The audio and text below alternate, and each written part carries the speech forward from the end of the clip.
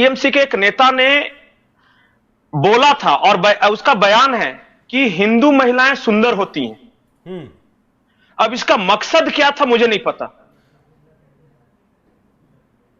ठीक, नाजिया जी बेहतर बता सकती है कि हिंदू महिलाएं सुंदर होती हैं कहने का मकसद यह था कि आप टारगेट करो। और नोआखाली में, आप आज संदेश खाली की बात कर रही हैं, नोआखाली में जो हिंसा हुई थी उसके पहले भी इसी तरह का सेम स्टेटमेंट तत्कालीन उस वक्त का जो मुस्लिम लीग था उसके एक नेता ने दिया था।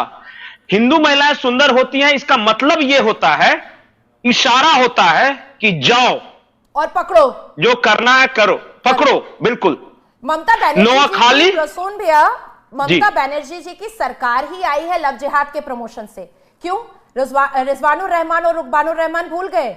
एक हिंदू लड़की को ही भगा करने वाला था ना, और उसके बाद ही ममता बनर्जी जी की सरकार आई तो लव जिहाद को उन्होंने प्रमोशन किया।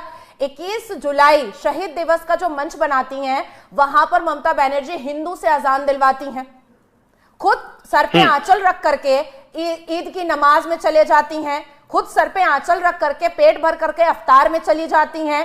इमाम मौलाना शफीक के द्वारा हुक्का पब और बार का इनॉग्रेशन करवाती हैं। अब आप सोचिए कि ये पूरी स्ट्रैटेजी है पश्चिम बंगाल में मुसलमानों को जय भीम और जय राम बोलने वालों को खत्म करके जय मीम करवाना है उनको, यही उनकी स्ट्रैटेजी है। ठीक, इस बात को मैं आगे जो है। और अभिषेक आम महिलाएं ईद की नमाज में अलाउड नहीं है, वो मस्जिद नहीं जा सकती, लेकिन ममता बनर्जी अलाउड है। ठीक है, मुसलमान महिलाएं भी नहीं जा सकती वहां पे। लेकिन मैं आपसे जो है जिक्र करूंगा, जेनेट लेवी की एक रिपोर्ट आई थी 2015 में, जिसमें खुले तौर पर कहा गया था कि आने वाले वक्त में पश्चिम बंगाल को मुगलिस्तान बनाने की दिशा में काम चल रहा है और इसकी सूत्रधार ममता बनर्जी होंगी। लगातार कई हिस्सों में जो है मुस्लिम आबादी बढ़ चुकी है, 63% से ज्यादा पहुंच चुकी है। कई इलाके ऐसे हैं बंगाल के जहां हिंदुओं की आबादी 8% से कम आ चुकी है। तो क्या जेनेट लेवी की रिपोर्ट में थोड़ी बहुत सच्चाई है? क्या बंगाल को मुगलिस्तान बनाने की दिशा में काम चल रहा है? थोड़ी बहुत सच्चाई नहीं है, मैं तो कहूंगी कि पूरी सच्चाई है। आप ऐसे ही रेशियो निकाल लीजिए, सारे हिंदू कह रहे हैं कि वो भाजपा को लाना चाहते हैं, लेकिन जब वोट होता है तो पता चलता है कि ममता बनर्जी जीत गई हैं। जो ममता बनर्जी आज से 10 साल पहले स्पीकर के मुंह पर पेपर फेंका करती थी, स्पीकर को डिफेम और मलाइन किया करती थी, लोकसभा स्पीकर को, कि एनआरसी करते होबे, सीए करते होबे, आज क्यों कह रही हैं कि नहीं करने देंगे? क्यों कह रही हैं? अब आपको ये बात समझनी पड़ेगी कि ऐसे आंकड़े पे जाइएगा तो 68% जो है वो हिंदूज है और रिमेनिंग जो परसेंटेज है वो मुसलमानों के है। लेकिन व्हाट अबाउट पाकिस्तानी, और उसके बाद फिर रोहिंग्या, उसके बाद फिर बांग्लादेशी। आप सोचे कि शुभेंदु दा ने 2 दिन पहले 18,700,000 से ऊपर फेक वोटर आईडी कार्ड उन्होंने इलेक्शन कमीशन को जाकर के खुद अपने हाथ से जमा किया है, और अभी कम से कम 20 लाख और जमा होने वाला है। तो 38 लाख फेक तो यहां पर ही हो गया।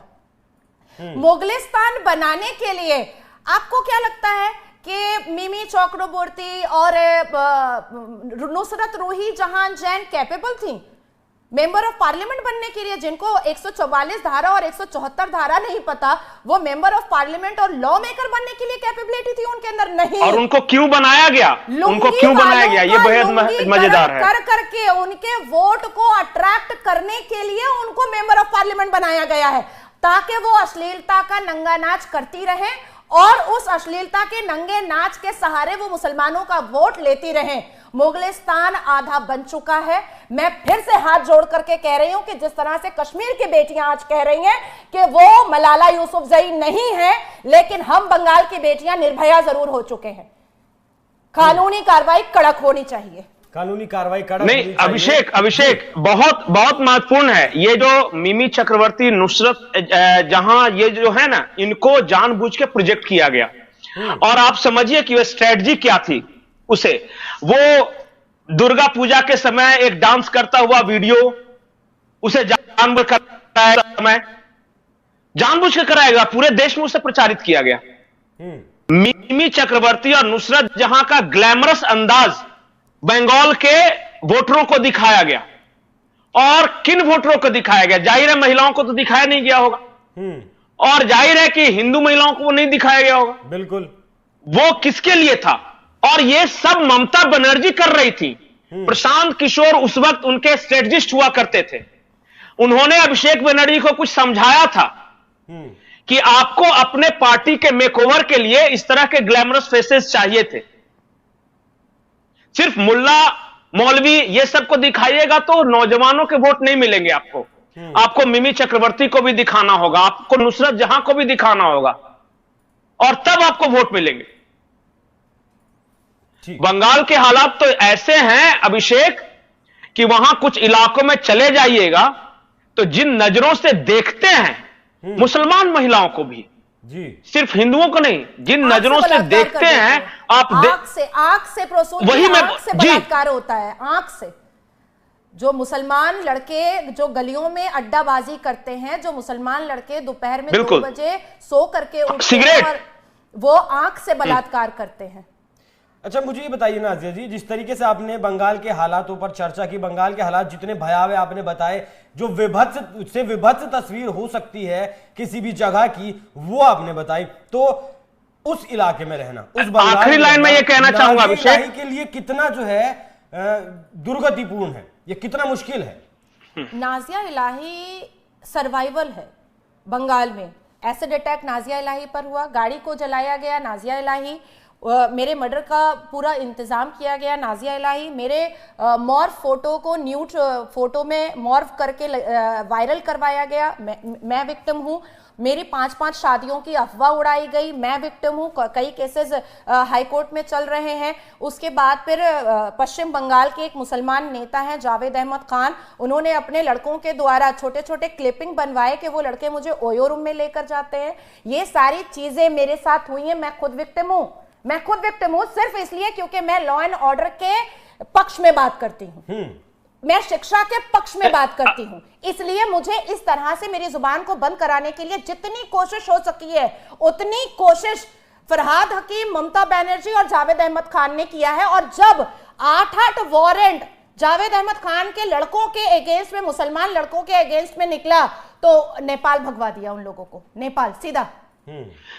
जी पंकज जी। अभिषेक, मैं एक महत्वपूर्ण बात कहना चाहता हूं कि उन लोगों को आजाद ख्याल औरत या ऐसी महिला जो कि आंखों में आंखें डालकर क्वेश्चन कर सके, उनको पसंद नहीं है। जितने ये मुल्ला मौलवी इस तरह के जो लोग एलिमेंट्स होते हैं ना, वो कभी भी अपने यहां स्वतंत्र महिला नहीं देख सकते। और जैसे ही कोई महिला पहले तो दबाने की कोशिश करता, जब भी प्रचार में नहीं आए तो इस तरह करते हैं उसको कैरेक्टरलेस बताना। जी, मैं ये कह रहा था कि ये उनकी स्ट्रेटजी है। पहले तो वो कोशिश करेंगे किस तरह समाज का दबाव बनाकर इन्हें खामोश कराया जा सके, अगर नहीं कर सकी तो ये इस तरह उनका चरित्र हनन करेंगे, और जब ये भी नहीं कर सकेंगे तो सीधे मर्डर अटेम्प्ट करेंगे। बहुत ऐसी महिलाएं हैं बंगाल में जो कि अपनी आवाज उठाना चाहती थी लेकिन उनको मार दिया गया।